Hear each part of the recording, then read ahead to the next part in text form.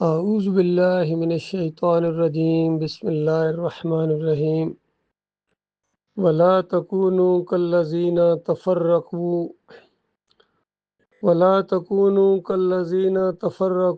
واختلفوا من بعد ما جاءهم البینات واولئک لهم عذاب عظیم۔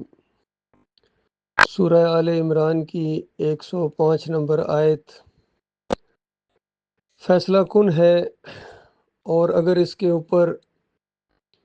ایمان لایا جائے دل کی گہرائی کے ساتھ اور اس کو مان لیا جائے تو آج نہ صرف مسلمانوں کے سارے مسائل حل ہو جائیں بلکہ پوری دنیا میں امن و سکون آ جائے اور سارے مسلمان تفرقہ بازی کی بجائے وہ آپس میں ایک پلیٹ فارم کے اوپر اکٹھے ہو جائیں۔ لیکن ہم دیکھتے ہیں کہ ان مسلمانوں کے اندر جتنے گروپ بنے ہوئے ہیں، گروہ بنے ہوئے ہیں، جماعتیں ہیں، مسلک ہیں، سارے اس آیت کو پڑھتے ہیں اور سمجھتے یہ ہیں کہ صرف وہ ہیں جو اس آیت کو مانتے ہیں، باقی دوسرے جو گروپ بن گئے ہیں، دوسری جماعتیں ہیں، وہ سب اس آیت کے انکاری ہیں۔ بریلوی بھی یہ آیت پڑھتے ہیں، دیوبندی بھی پڑھتے ہیں، اہل حدیث بھی پڑھتے ہیں، سلفی بھی، حنبلی بھی، جتنے ہیں سارے اس آیت کو پڑھتے ہیں۔ اور اسی آیت کو پڑھ کے ہم لوگ بھی ان سب کو کہا کرتے تھے کہ دیکھو فرقہ بندی کے اندر کیوں مبتلا ہوئے ہو، جب اللہ کی کتاب ایک ہے، آخری نبی محمد صلی اللہ علیہ وسلم ایک ہیں، قبلہ ایک ہے، تو پھر کیوں تم فرقوں کے اندر بٹے ہو؟ تو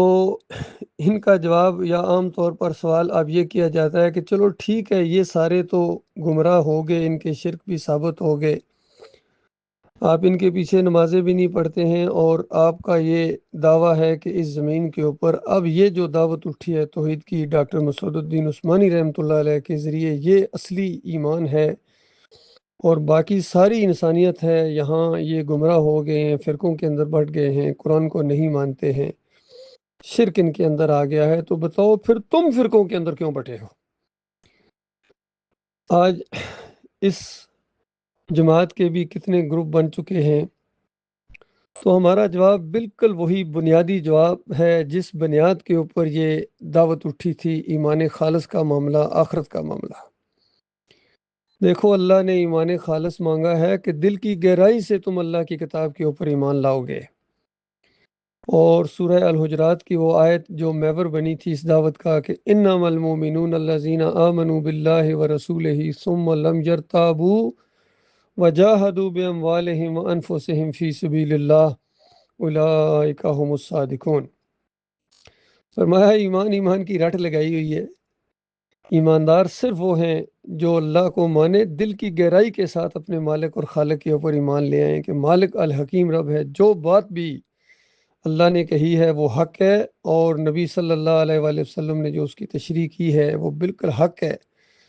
اور بالکل اپنی جان اور مال کو پھر وہ بیچ دے اپنے مالک کی رضا کے لیے، صرف اور صرف جنت کو حاصل کرنے کے لیے اور جہنم سے بچنے کے لیے اللہ کے راستے میں جہاد کرے، اور اس معاملے میں کسی کی لان تان کی پرواہ نہ کرے۔ ایسے سارے لوگ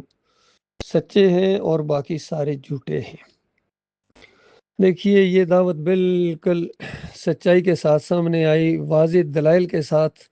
لوگوں کے سامنے سارے مسائل آئے، اور بالکل حق اور باطل کو گویا علیحدہ کر دیا گیا، جتنی کفر و شرک کی سیاہی چھائی ہوئی تھی، اور ان مسلک پرستوں نے غلط قسم کے عقائد اور نظریات کو آگے کر کے قرآن اور حدیث کو پیچھے کر دیا تھا۔ تو یہ دعوت بنیادی طور پر آئی کہ دیکھو اللہ کی اطاعت کرو، اطیع اللہ و اطیع الرسول و اولو الامر منکم فإن تنازعتم فی شیء فردوہ الی اللہ ورسول، کہ اللہ کی اطاعت اور رسول کی اطاعت بغیر چون چرا کے ہوگی، اور باقی جو تمہارے اوپر ناظم بنائے جائیں، امیر بنائے جائیں، ان کی بھی اطاعت ہے، یہ اللہ کا حکم ہے، لیکن ان سے اختلاف ہو سکتا ہے، ان سے اختلاف کوئی کفر نہیں ہے۔ اگر کوئی ایسا حکم دے جو مناسب نہیں ہے تو آپ کہہ سکتے ہیں کہ امیر صاحب یہ آپ کا حکم صحیح نہیں ہے، اور امیر صاحب کو بھی چاہیے کہ اللہ سے ڈرتے ہوئے معاملہ کرے، اپنے اقتدار کی طاقت اور نشے کو استعمال نہ کرے، بلکہ اللہ اور اللہ کے رسول کی طرف آ جائے کہ جو فیصلہ ہو جائے اس کے اوپر پھر وہ عمل کریں سارے، تو اس طرح اختلافات ختم ہوں گے، قیامت تک کے لیے حکم ہے۔ لیکن ہوا کیا ہے؟ ہوا یہ ہے کہ ڈاکٹر عثمانی رحمۃ اللہ علیہ کی زندگی کے اندر ان کا اپنا جو دستے راز تھے کمال عثمانی، اس نے اختلافات کر کے وہ علیحدہ ہوا اور جماعت کے اوپر گویا اس نے فتوے لگائے۔ پھر ڈاکٹر صاحب کی وفات کے بعد محمد حنیف صاحب کو جب امام امیر بنایا گیا جماعت کا، تو کچھ سال تو معاملہ چلتا رہا، لیکن اس کے بعد ایک گروپ 2005 کے اندر ایسا مضبوط ہونے کی کوشش کرنے لگا اور گویا جماعت کے اوپر قبضہ کر کے اپنی مرضی کے مطابق اس کو چلانے کے لیے آگے بڑھا۔ اس میں سرفراز اور یعقوب اور سعید احمد اور انیس الدین اور پنجاب کے امیر حکیم رمضان نے بھی اس کا ساتھ دیا۔ فیاض محمود باجوہ نے وہی کچھ یہاں پنجاب کے اندر کیا جو سرفراز صاحب نے کراچی کے اندر کیا تھا۔ تو اس طرح فیصلے کے لیے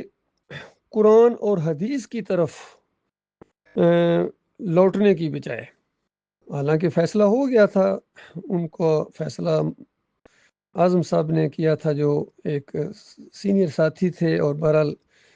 آپس میں پھر گلے ملے اور سارا معاملہ ہوا سب لوگوں نے، لیکن جو کیڑا اندر پل رہا تھا سرفراز کے اندر اور یعقوب علی کے اندر، وہ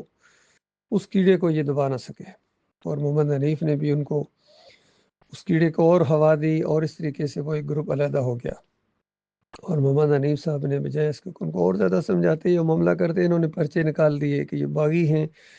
ان کے اوپر نظر رکھی جائے اور انتشاری ہیں۔ اس طرح یہ گروپ بازی کا انداز سامنے آیا کہ دیکھیے کس طرح امیر اپنی طاقت دکھا رہے ہیں۔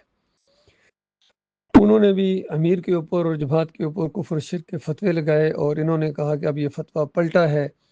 لہذا اب یہ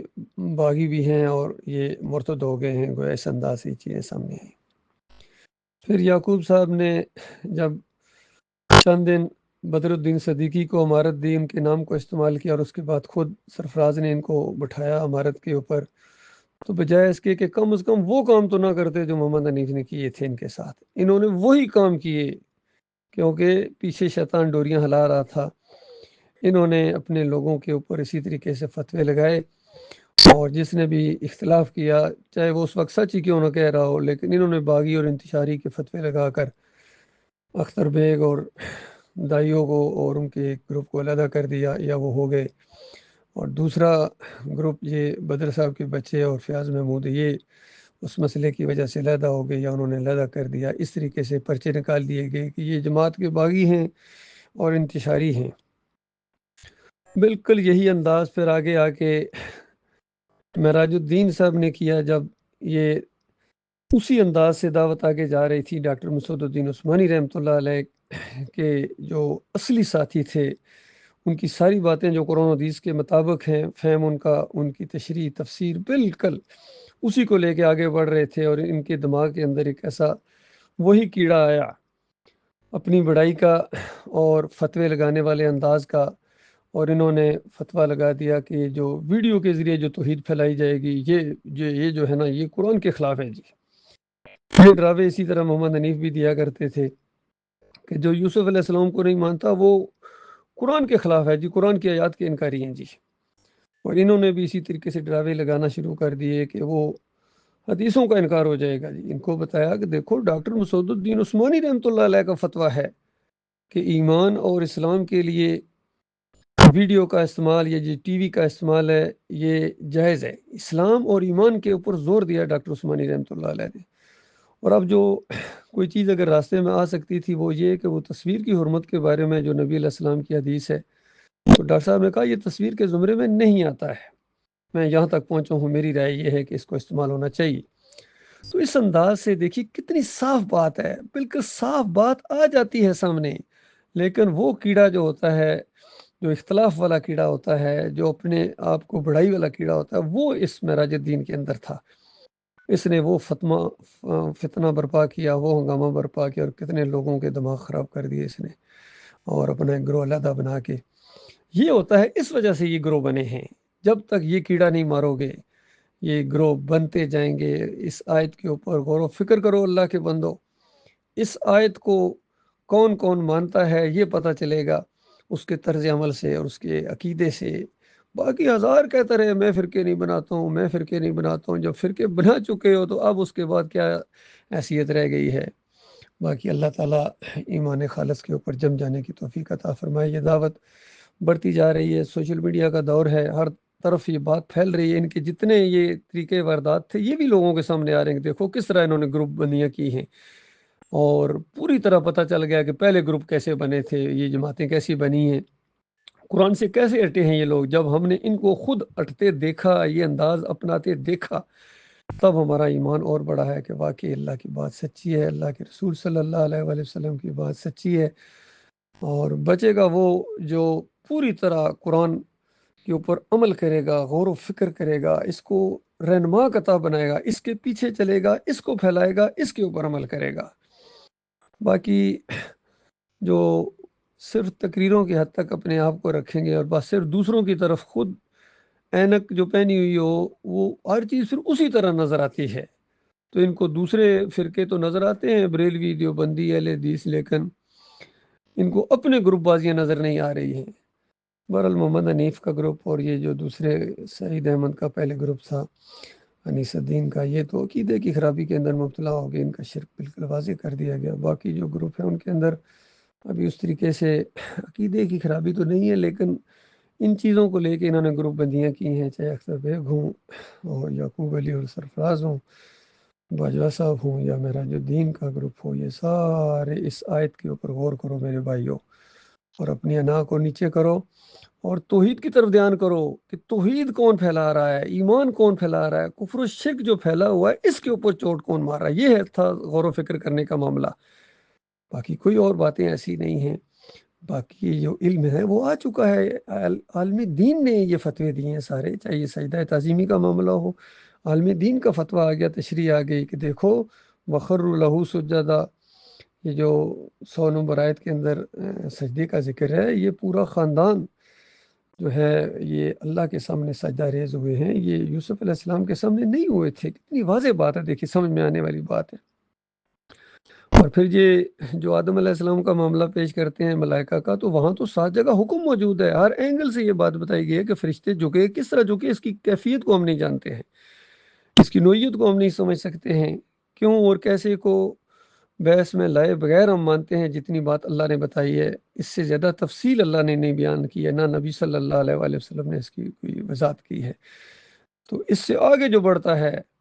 تو پھر اس کے دل میں زائغ ہے، کیونکہ کچھ لوگ ایسے بھی پیدا ہو گئے ہیں جو اس سجدے کے بھی انکاری ہو گئے ہیں۔ یہ اصل میں اسی طرح کا معاملہ پیش ہے جس طرح محمد حنیف نے